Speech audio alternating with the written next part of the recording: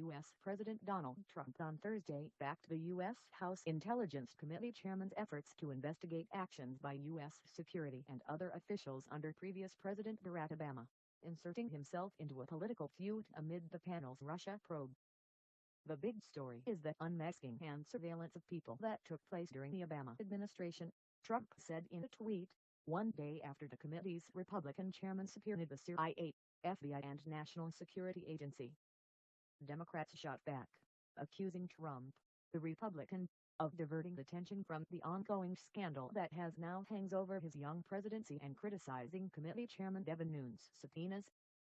On Wednesday, Nunes asked the agencies for details of any requests made by two top Obama administration aides and the former Central Intelligence Agency director to unmask Trump campaign advisors inadvertently picked up in top-secret foreign communications intercepts, according to congressional sources.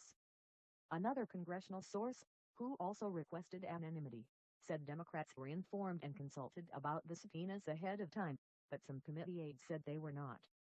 In April, Nunes recused himself from leading the panel's investigation into suspected Russian meddling in the 2016 presidential election following a secret visit he paid to White House officials, but retains subpoena power.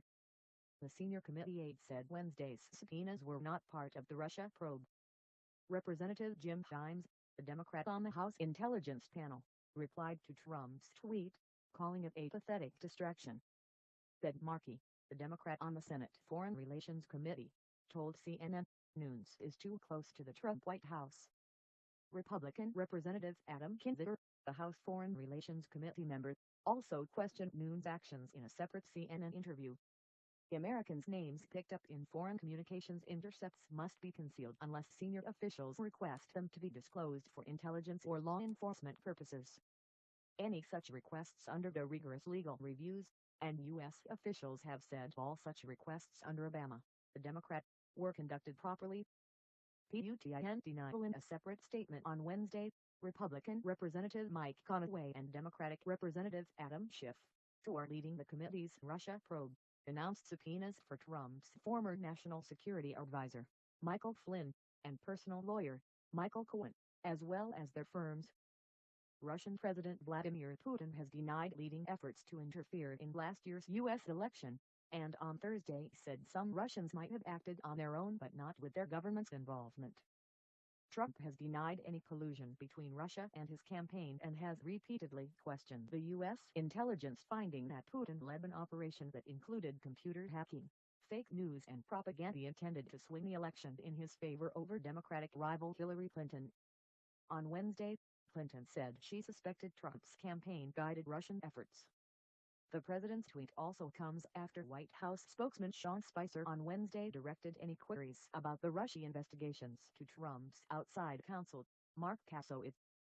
The House Intelligence Committee's investigation is one of several congressional probes into Russia, along with one by the Federal Bureau of Investigation. Also, the U.S. Department of Justice recently appointed a special counsel.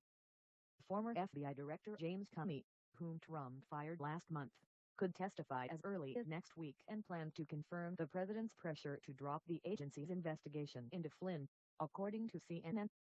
The Guardian newspaper on Thursday said leading Brexit campaigner Nigel Farage was a person of interest in the FBI probe but has not been accused of wrongdoing. Farage, a Trump supporter and former leader of the United Kingdom Independence Party, said he had no Russia connections. Separately, The Washington Post reported that the Trump administration was moving toward returning to Russian compounds in the United States to Moscow.